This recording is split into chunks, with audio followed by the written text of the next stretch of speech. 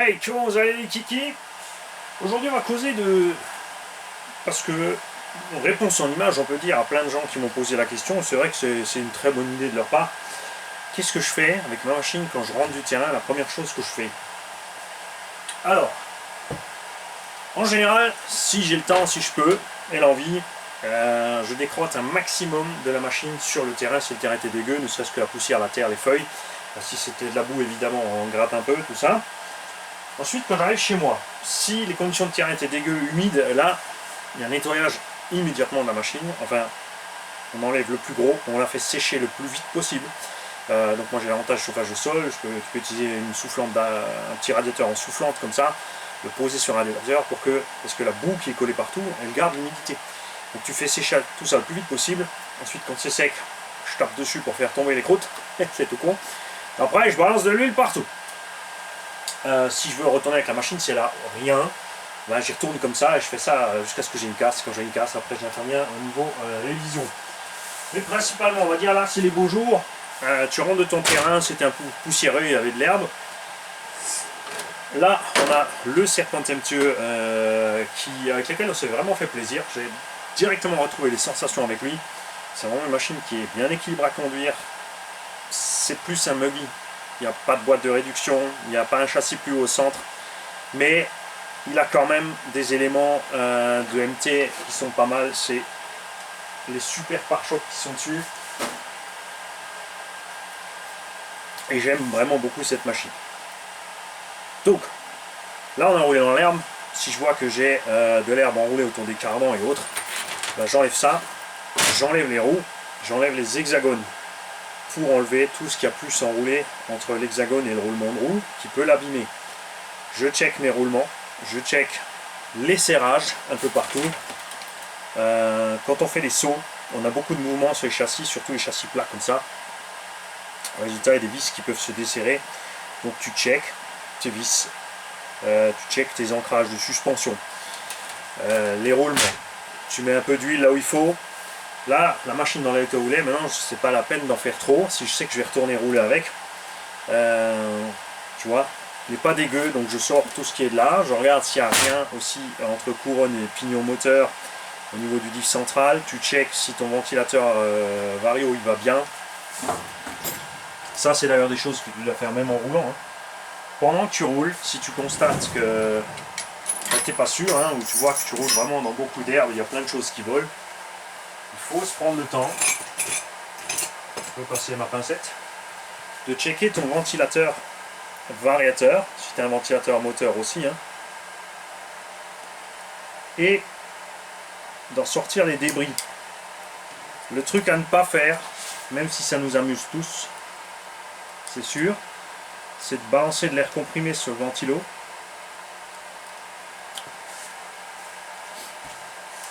N'est-ce pas? On sait que vous adorez ça, moi aussi j'aime bien.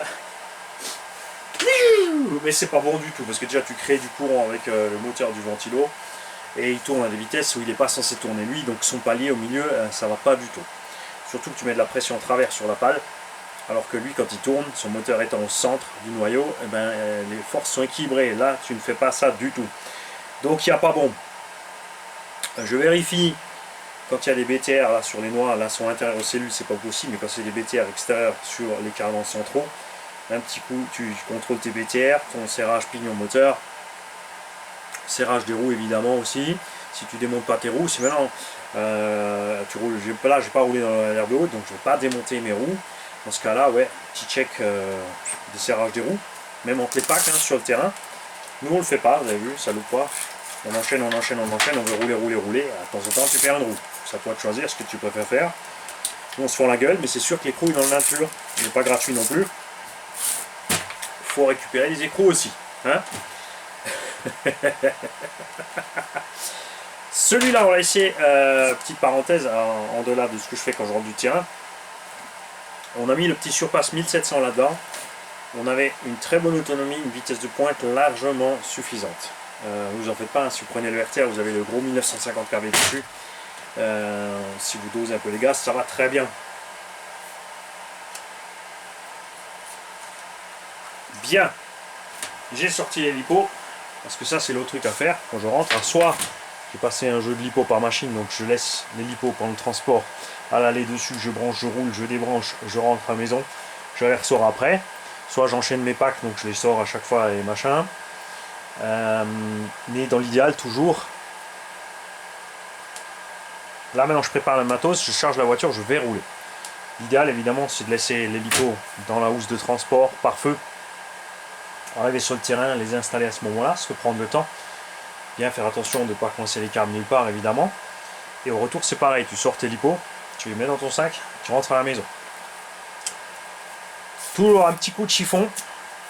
Contrôler les connecteurs, surtout si justement vous avez roulé dans des conditions humides ou beaucoup de sable et de terre. Il peut arriver que les cordons d'équilibrage se retrouvent remplis de terre, de sable, donc il faut les gratter. Ce qui va bien, c'est une brosse à dents en poil dur, surtout pas de brosse métallique. Hein. Faites pas les cons. Vous prenez une brosse à dents, vous passez un coup, vous pressez dedans. Le souci, évidemment, c'est que tu n'as pas vraiment d'accès arrière. Après, il n'y a jamais vraiment beaucoup de terre. Hein. Sinon, s'il y a vraiment beaucoup de terre, il va falloir démonter derrière, passer le coup de soufflette par derrière, tout ça. Donc checker les contacts de ça, parce que si tu branches ta lipo et qu'il y a un plot qui n'a pas de contact, c'est très très rare. Hein. Franchement, j'ai jamais eu de souci avec ça personnellement. Même rempli de terre, quand tu branches sur ta plaquette d'équilibrage, ça repousse la terre dehors, elle sort. Mais bon, fais attention, va pas plier. C'est arrivé à certains de plier les petits pattes de la prise d'équilibrage dans le chargeur. Ça c'est dommage parce que tu crées une panne, tu abîmes ton chargeur. C'est pour ça que moi j'utilise des plaquettes de décharge externes. Les plaquettes d'équilibreur externe, je suis branché dessus. Si je casse quelque chose, c'est la plaquette, je peux changer ma plaquette. Parce que si tu vas toujours brancher, débrancher au niveau du chargeur, tu peux casser ces petites prises. Sans compter le fait que tu peux faire un court-circuit et là c'est grillé tout de suite. Les prises aussi, là, si tu as pris la flotte, tout ça, faut traiter avec un produit contre l'humidité et contact électrique. Et faites attention évidemment aussi si ça a pris l'eau. L'eau va ici dedans, la batterie n'est pas étanche, même une hardcase, hein, vous imaginez pas que c'est étanche. Ça rentre, il y en a beaucoup sur l'hardcase, c'est vrai, ils remplissent de colle à chaud, ils bouchent vraiment tous les trous, ils font gaffe, pour minimiser énormément les risques bien sûr. Parce que l'oxydation des plaquettes là-dedans cause une augmentation aussi de la résistance à la charge. Ça pose des problèmes et ça peut aussi arriver à faire d'équilibrer ta lipo même si elle est bonne. Toujours checker physiquement l'état de la lipo. Là on a une petite entaille, tu vois, dans le film. C'est juste la gaine thermo, donc c'est pas très grave. Tu peux mettre un bout de scotch d'électricien dessus pour protéger, tu peux remettre de la haute gaine dessus. Ça c'est toujours le problème des soft cases. Les coins, quand ça se balade, ça frotte. C'est esthétique, hein. Là il n'est encore rien arrivé à la lipo. Évidemment, si tu vois qu'il arrive à la lipo, tu prends les précautions nécessaires. Hein. Beaucoup préfèrent à cause de ça les hard cases. Mais faut pas oublier que dans l'hard case c'est qu'une soft case aussi, donc elle fait la même chose. Normalement elle est collée dedans, elle bouge pas. Ça peut t'arriver, bon, ça se sent quand tu secoues la batterie. Donc c'est à vous de choisir. Moi j'aime bien les soft cases, j'ai pas de mauvaise expérience avec des soft cases, on fait pas plus qu'avec des hard cases. On dit il faut vraiment se prendre le temps de bien caler sa lipo. Emmenez toujours avec vous sur le terrain des bouts de mousse ou n'importe quoi pour les caler d'avant en arrière, surtout si vous avez plusieurs types de batteries. Si vous avez qu'un seul, c'est plus simple. Tu fais définitivement ta mousse, tu la colles. Tu sais que tu roules que ces batteries dans cette machine, tu as 2-3 jeux, tu les poses exactement là où tu veux, c'est parti. Moi j'ai plein de batteries différentes, des engins différents, donc j'ai toujours dans mon sac lipo, c'est plein pour aller rouler. Dans mon sac lipo, toujours plusieurs tailles de mousse que je peux caler devant, derrière, machin, pour éviter justement que ça se balade. Vérifiez aussi toujours sur votre engin, niveau des suspensions, si vous avez des fuites ou pas. Faites le nécessaire. Et je répète, tu vois, maintenant celle-là, on a roulé dans de belles conditions de terrain. Elle est poussiéreuse, elle a un peu d'herbe. Ça s'arrête là. On va laisser comme ça. On va la remettre dans la housse. On va remettre des batteries chargées dans une housse de transport avec dans le sac et sa radiocommande. Et c'est reparti sur le terrain. Évidemment, quand je vois des petites choses à réparer, je fais une petite réparation. Et puis voilà, il n'y a pas grand chose à faire, mais faites-le. Surtout si vous avez qu'une machine ou deux. Moi c'est des fois un peu plus contraignant, vous avez vu, des fois aussi on oublie. On rentre sur le terrain, on prépare tout, j'avais fait les vidéos du retour de chaque machine, on les a posées, on les a remis dans la housse. Résultat, il y en a une, je ne sais plus laquelle, on était reparti sur le terrain avec la même panne quand on était parti du terrain. Et quand on manie sur le terrain. Des fois être blond c'est dur, hein. C'est pénible. Ce que je fais d'autre aussi, souvent, comme j'aime bien, enfin, j'explore un peu différents setups, des fois, surtout pour vous, pour faire des vidéos différentes, de pas sur la même machine dans les mêmes conditions. Bien sûr, je prépare mon setup, je me prends le temps de décider des modifs que je vais faire. Là, donc, on a mis le petit Taurus 1700 dedans. On est super content de rester comme ça. Pour envoyer un mail à Romaric pour qu'il vienne récupérer sa machine. S'il attend, ce serait cool qu'il le fasse à l'occasion de venir rouler avec nous. Hein, ça, c'est génial. J'ai oublié un point important. Checkez vos jeux. Vous bougez vos roues dans tous les sens comme ça. Vous regardez, parce que il y a les roulements qui vont prendre du jeu, qui vont faire que vos fusées vont bouger dans les roulements. C'est pas forcément grave, mais les roulements à un moment sont tellement endommagés que ça va. Vous allez voir qu'il y a vraiment un problème. Faites tourner vos roues à vide pour voir si tout fonctionne aussi, hein, évidemment. Regardez vos biellettes. Et les biellettes au niveau du plastique, ils commencent à prendre un peu de jeu à ces niveaux-là. Un petit peu de jeu, c'est acceptable. Quand ça devient trop, ben, ça se déclipse tout le temps. Il y a les engins où la biellette va sauter. Donc tu vas le remarquer. Il y a les engins qui ont une rondelle. Donc la biellette va rester là-dedans, elle va se secouer. Tu vas te dire, ah, ça tient. Le problème, c'est qu'une fois que ça prend du jeu, ça va cogner jusqu'à ce que la biellette va se déchirer. Donc soit, ben, moi c'est ce que je fais, je la laisse. Mais par contre, normalement, si j'y pense, dans le sac de terrain, du coup, j'amène mes biellettes. Et je vais achever ma biellette. Une fois qu'elle est claquée, je vais la changer. Sauf si je sens que vraiment elle est à la rupture tout de suite. Parce que bah, j'use mon matos jusqu'au bout. Mais revers de la médaille. Revers de la médaille, ça peut casser.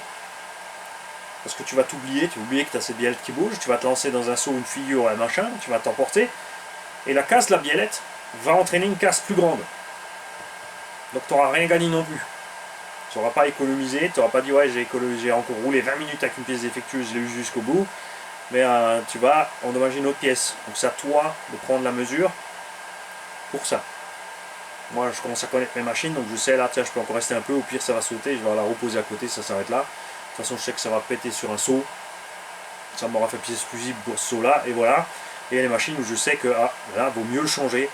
Mais ça c'est à vous de juger. Donc dans le doute, préférez faire la réparation tout de suite. Et mettez la biellette à la limite usée dans la caisse de terrain en pièce de secours si vous avez rien d'autre. Si vous cassez une pièce neuve, vous pouvez au moins encore vite vous faire une petite réparation sur le terrain pour profiter un petit peu de votre sortie, de ne pas avoir fait le trajet pour rien. Vous parlez tout à l'heure des câbles lipo, des câbles d'équilibrage, de l'état de la lipo à checker. Pareil, câble vario, tout ce qui dépasse. Les câbles des interrupteurs on-off, les interrupteurs eux-mêmes. Les interrupteurs, là on a par exemple le crapouille de la bande qui a fait l'expérience sur son NXT. Ce satané bouton on-off qui a commencé à se secouer à force de faire des sauts. Mauvais contact donc à l'intérieur de ce bouton. Résultat, la voiture s'allume, s'éteint. Très très mauvais. Étincelle, échauffement, prise de court-circuit. Donc risque de dégrader le matériel, voire d'avoir un départ de feu dans la machine. Ça c'est un interrupteur 3 boutons. Deux boutons pardon. Donc il y a 3 fils, le blanc pour le signal et les 2 rouges qui vont à l'interrupteur ici, puisque en fait en mettant sur off, tu coupes l'alimentation entre les 2 fils. C'est comme si tu coupes ici le câble rouge, tu n'as plus de courant. Donc tu remets on, tu as une étincelle dans le bouton on off, c'est comme. Hein, il faut pas oublier ça. Tu remets le jus là, donc tu vois, tu as toujours cette étincelle là. Alors celui-là par contre, il ne coupe pas la lime lipo, il coupe l'alimentation de commande, il n'y a plus de liaison. Il coupe le jus à ton récepteur. Donc il n'y a plus de commande à l'intérieur. Et tes batteries qui sont branchées là, en 15 ou 24 volts, elles sont toujours branchées là-dessus en 24 volts. Les condensateurs ont toujours du jus, donc ce qui explique pourquoi tes batteries se vident si tu les laisses brancher une semaine sur ta voiture. Jusqu'à 0, il n'y a pas de cut-off à ce moment-là, puisque le cerveau est débranché, il n'y a pas de tête. Tu as laissé les muscles allumés, mais pas le cerveau. C'est pour ça que je suis en train de virer les boutons. Évidemment là, comme tu as un fil blanc en plus, parce qu'il y a la prog du neutre ici, ou la possibilité de rentrer dans le mode prog du vario, si tu n'as pas la carte de programmation, ou si tu n'as pas besoin parce que c'est un 5 fonctions et qu'une fois que tu as réglé tes trucs, tu es tranquille. Sur le terrain, évidemment, solution de secours, nous avons chanté les 2 fils rouges ensemble. On a dénudé, on les a mis ensemble et il a pu rouler puisque son neutre était fait électroniquement. En plus, il y a le trim sur la radio pire, sa programmation est faite, donc ça a pu dépanner. quand vous faites ce genre de choses, coupez au plus près du bouton, puisque les boutons sont disponibles séparément. Vous pouvez les acheter pour remettre un bouton dessus si vous tenez absolument un bouton dessus. C'est pas un problème, c'est normal. Ça se comprend. N'oubliez pas qu'on stacking RC comme et moi. Donc faites attention à ce câblage. Pareil, câblage cerveau, tout ça. S'il se promène dans la machine, comme chez Arma où il passe sur la transmission, normalement il est posé, il est fixé, mais une branche qui passe par là, des feuilles peuvent vous déplacer ces câbles. Donc ça c'est le genre de choses à faire. Même attention sur le terrain pendant que vous roulez. Les vis évidemment de la direction, du cerveau, tout ça. Faites-y attention. Et le pire évidemment, ça on a abordé au début, c'est la situation où tu as pris l'eau et la boue. Là il faut intervenir tout de suite parce que sinon l'engin finit en tas de rouille. Très moche, roulement grippé, etc. Donc gros dégâts à la fin pour pas grand chose. Si tu as passé, voilà, moi quand je sors sous la pluie, je sais que je vais passer 1 heure ou 2 sous la pluie, donc après s'il y a des choses des roulements qui lâchent, des trucs qui se grippent, ça va, je me suis amusé 2 heures, mais c'est vrai que c'est moche si tu juste 5 minutes avant la fin, tu as pris la grosse flaque d'eau que tu voulais éviter depuis le début, tu as trempé ta machine, tu rentres chez toi, surtout laisse pas dans la housse, machin. C'est pas toujours facile parce que des fois on roule avant d'aller au boulot, tu te retrouves coincé par le temps, tu as eu un imprévu, là c'est moche. Là c'est moche, donc pensez à ça. C'est des petits détails qui font la différence. De voir la vis qui se balade au niveau de ton support de suspension, justement, tu le vois, tiens je resserre, la fois d'après tu es tranquille, tu le vois pas, donc tu y fais pas attention parce que voilà, je la pose un coin, je vais jouer à la console. Quand tu repars, la fois d'après, tu vas casser. Un cavalier comme ça de suspension qui se balade peut causer au mieux, par exemple, la destruction de la vis, ça va se tordre, ça va se casser. Donc toi tu vas être en panne avec une vis tordue, sur le terrain tu n'auras peut-être pas quoi forcément la sortir, pas quoi forcément la remplacer. Donc la chose le plus petit désagrément qui peut t'arriver, c'est ça, c'est que tu es en panne sur le terrain, au bout des fois de, voilà, tu viens d'arriver, ça fait 5 minutes que tu roules, tu es en panne, tu n'as pas de quoi faire, tu es coincé. Si la vis a pété un rate dans le cavalier et tu sais pas la sortir, tu es coincé encore plus, parce qu'il faut recommander les pièces, ou il faut se débrouiller pour faire un provisoire. Ça peut aller à destruction du capuchon d'amorto, donc aussi commander des pièces. Ça peut aller à endommager la tourelle, si la vis se balade dedans, ton trou là il va se valiser. Bon, le déchirer, ça, il faut vraiment une machine de mauvaise qualité pour avoir ce genre de casse. Ça va être plus le cas peut-être sur certaines tourelles plastiques, donc faites gaffe. Et aussi, par exemple, tu vas te lancer dans un saut que tu sais que ta machine encaisse, que tu as l'habitude de faire, et à l'arrivée, là, la pièce va casser, la patte va s'effondrer, et tu vas arracher tout un triangle. Peut-être même ton cardan, juste parce que tu n'as pas vu sur le run d'avant, ou sur le retour de sortie d'avant, que tu avais ce pauvre vis desserré. Ça nous est déjà tous arrivé. Tous ceux qui roulent beaucoup savent de quoi je parle. Donc pensez-y, prenez vos tournevis, checkez un peu les vis, bougez les pièces, hein, secouez-les, le triangle aussi, tu bouges tout dans tous les sens, et ensuite tu gères. En gros, c'est pas long, hein. Là comme là, dans des conditions d'utilisation de terrain propre, tu poses la machine 5-10 minutes, un petit check, petit coup d'huile à gauche, à droite, et c'est fait. Et ça vaut vraiment la peine. Et si tu as roulé dans la patouille, prends-toi la peine, là ça va prendre 1 heure, mais fais-le. Si tu veux continuer à utiliser ta machine longtemps, sans trop de frais d'entretien. Évidemment j'ai rigolé parce qu'on a une chaîne américaine qui s'appelle, je crois, RC Dude 81, un truc comme ça. Alors, le gars il a un Fire Team, il fait des vidéos, il te dit c'est super solide, c'est super méga génial. Il a coupé toutes les scènes d'atterrissage, peut-être à part 1 ou 2. Il a même coupé le son au montage, au moment où il atterrit, pour pas qu'on entende avec quelle violence le châssis tape par terre, parce que le Fire Team est lourd. Et ensuite il te fait une vidéo plus tard où il te dit la machine est super et géniale, à part des roulements, mais ça c'est de l'usure normale, des roulements au bout d'un run. La machine est trop lourde, les roulements commencent à souffrir. C'est pas le seul à qui c'est arrivé, vous allez voir, ça va arriver de plus en plus sur les vidéos. C'est pas comme si on avait prévenu. Et le gars il a un châssis option M2C, des tourelles option carbone, des directions option, ça, des cales de train option. Donc il a déjà mis 500 $ d'option dans la machine au deuxième run. Là, si c'est solide, pourquoi tu as mis toutes ces options? Pourquoi tu n'as pas cassé tes pièces d'origine d'abord? Parce qu'ils étaient peut-être déjà cassés, parce qu'on n'a pas vu les atterrissages. Mais là où je veux en venir, c'est pas ça. C'est qu'il a monté toutes ces options neuves, carbone et alu M2C, ouais, comme dit, il a claqué 500 $ de matos avec les vis pourries, rouillées et toute la terre dégueu. C'est comme si je prenais cette machine, je déboulonne le châssis, je remets le châssis neuf, et ensuite, ben, c'est pas grave si tu dis voilà, moi je roule comme ça, je suis content comme ça, je fais le cochon, je suis content. Mais quand tu fais une vidéo après pour dire ah, regarde, top préparation, la classe, c'est super beau, regarde-moi ce beau châssis, mais toi t'as monté tout ça dans la merde. Pas génial. C'est un choix. Moi je suis un cochon RC. Mais c'est très très rare de me voir monter une pièce neuve sur une machine dégueu. Tu vois? Il y en a quand ils vont arriver comme ça à la maison, ils vont te dépioter la machine, la nettoyer à fond. Entre chaque sortie, la machine est toujours nickel chrome. Moi non. Tant que c'est acceptable et que c'est tout en état de rouler, ça reste comme c'est. Par contre après oui, c'est là je vais changer un châssis, je vais pas. Là ça me ferait mal de mettre toutes les vis rouillées avec un châssis neuf, tu vois. Après chacun ses choix, chacun son budget, chacun sa façon de voir. Bref, t'as compris où je voulais en venir. Si t'as pas compris, c'est que je me suis mal exprimé. Pas forcément que tu comprends rien. Regarde, on parle depuis avant ensemble les mecs.